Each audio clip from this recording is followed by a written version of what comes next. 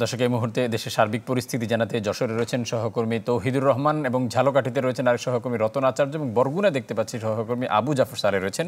শুরুতে আমরা যশোরের পরিস্থিতি জানতে তৌহিদুর রহমানের কাছ থেকে ঘুরে আসতে চাই। তৌহিদ,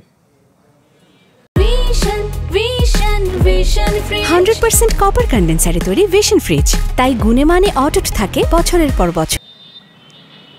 ফারুক, আসলে গত দুদিন ধরে বলছিলাম যে যশোরের পরিস্থিতি ক্রমান্বয়ে উন্নতি হচ্ছে এবং পরিস্থিতি স্বাভাবিক হতে চলেছে এবং আমরা সেটা সকাল থেকে দেখছিও যে রাস্তায় স্বাভাবিকভাবেই মানুষ চলাচল করছে এবং যে পুলিশ ব্যবস্থা বা না থাকলেও ট্রাফিক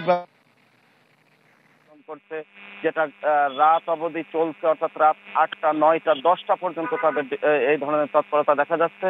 কিন্তু এবং আরো যে ধরনের স্বাভাবিক পরিস্থিতি আনার জন্য বিএনপির পক্ষ থেকে মাইকিং করা সহ তাদের মনিটরিং করা হচ্ছে, কিন্তু সন্ধ্যার পরে কিন্তু পরিস্থিতি পাল্টে যাচ্ছে। বিশেষ করে রাত যত গভীর হচ্ছে মানুষের মধ্যে কিছুটা হলেও আতঙ্ক বাড়ছে এবং ডাকাত আতঙ্কটি একটি মানুষের মধ্যে গতকাল খুব বেশিভাবে আমরা লক্ষ্য করেছি এবং যশোরের 2টি এলাকায় এই ধরনের ঘটনাও ঘটেছে। যশোরের প্রাণকেন্দ্র যে চিত্রা মোড়, সেখানেও কিন্তু একটি হোটেলে ডাকাতির চেষ্টাকালে স্থানীয় মানুষজন একজনকে আটকও করেছে এবং কয়েকজনকে ধাওয়া করেছে।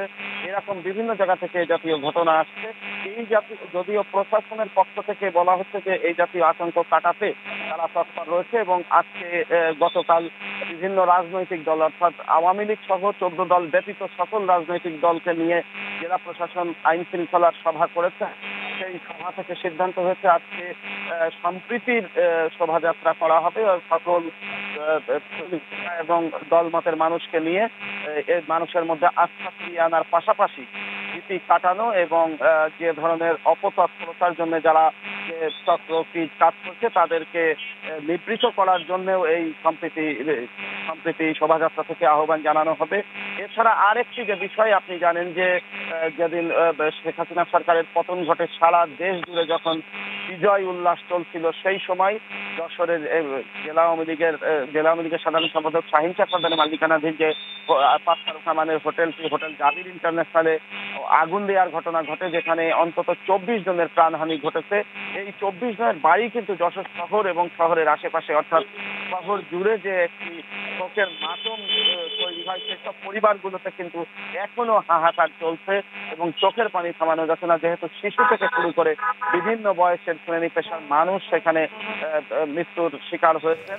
তৌহিদ, আপনাকে অসংখ্য ধন্যবাদ। দর্শক, আমরা এই মুহূর্তে যশোর থেকে ঝালকাঠির যে পরিস্থিতি সেটি জানতে সহকর্মী রতন আচার্যের কাছে যেতে চাই। রতন।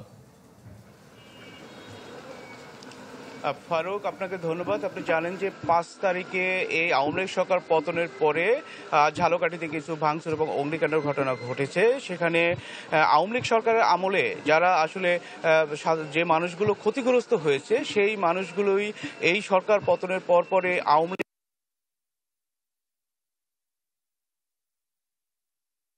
যে সাধারণ ছাত্র যারা রয়েছেন, আন্দোলনকারী যারা রয়েছিলেন ছাত্র, তারা কিন্তু প্রতিহত করার চেষ্টা করেছেন এবং প্রতিহত করেছেন। ছাত্ররা যদি সেখানে প্রতিহত না করতেন সেই ভাঙচুরের ঘটনায়, তাহলে কিন্তু ঝালকাঠির ভাঙচুরের ঘটনা আরো বৃদ্ধি পেতে পারে। আপনি জানেন যে ঝালকাঠিতে সহ সারা বাংলাদেশে পুলিশের কর্মবিরতি চলছে। সেই কর্মবিরতি চলার কারণে যে ট্রাফিক ব্যবস্থাটা ভেঙে পড়েছে, সেই ট্রাফিক ব্যবস্থা কিন্তু হাতে নিয়েছে এই মেধাবী ছাত্ররা। রতন, আপনাকেও ধন্যবাদ। দর্শক, আমরা এই মুহূর্তে ঝালকাঠি থেকে চলে যেতে চাই বরগুনার যে পরিস্থিতি সেটি জানতে আরেক সহকর্মী আবু জাফর সালের কাছে। সালে।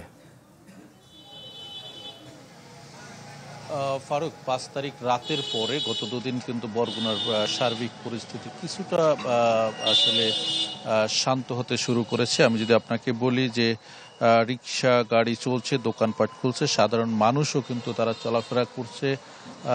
আর তবে যে বিষয়টা হচ্ছে যে আসলে মাঠে পুলিশ প্রশাসন না থাকায়, ট্রাফিক না থাকায় কিন্তু সেই ট্রাফিক এর যে কাজটি এবং পাশাপাশি পাহারা দেয়া এবং পরিষ্কার পরিচ্ছন্নতার কাজটি কিন্তু সেটি শিক্ষার্থীরা করছে। আমরা গতকালকেও দেখেছি, আজকে সকালেও দেখেছি তারা বিভিন্ন পয়েন্টে কিন্তু তারা কাজ করছে।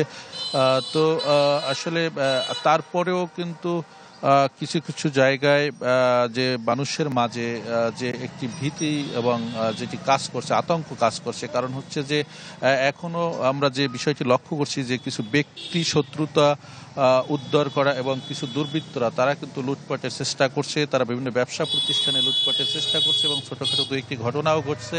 তবে এখন বড় ধরনের ঘটনা না ঘটলেও কিন্তু মানুষের মাঝে কিন্তু সেই আতঙ্কটি বিরাজ করছে। তবে এক্ষেত্রে জেলা প্রশাসনের পক্ষ থেকে যে বিষয়টি বলা হচ্ছে যে আইন শৃঙ্খলা পরিস্থিতি ঠিক রাখতে তারা চেষ্টা করছেন এবং আওয়ামী লীগ ছাড়া অন্যান্য দলের সাথে বৈঠক করছেন এবং যদিও বিএনপিও বলছে যে তারা মানুষকে নিরাপত্তার জন্য তারা কাজ করছেন এবং হিন্দু সম্প্রদায়কে যাতে নিরাপদে থাকে তাদের সে বিষয়ে তারা কাজ করছে। তো গতকাল রাতে একজনকে কিন্তু জেলা উপজেলা নির্বাহী কর্মকর্তা 3 মাসের কারাদণ্ড দিয়েছেন যে অস্ত্রসহ তাকে আটক করে। আমরা দেখছি গভীর রাত পর্যন্ত কিন্তু জেলা প্রশাসনের পক্ষ থেকে কাজ করা হচ্ছে। তবে পুলিশ প্রশাসন কিন্তু আজকেও তারা কর্মবিরতি পালন করবেন, এমনটি আসলে বরগুনা জেলা পুলিশের এক ঊর্ধ্বতন কর্মকর্তার মাধ্যমে জানতে পেরেছি। এই ছিল বরগুনা থেকে সর্বশেষ। সালেহ, আপনাকে অসংখ্য ধন্যবাদ। দর্শক, বিভিন্ন জেলার সার্বিক পরিস্থিতি জানাচ্ছিলেন আমাদের সহকর্মীরা।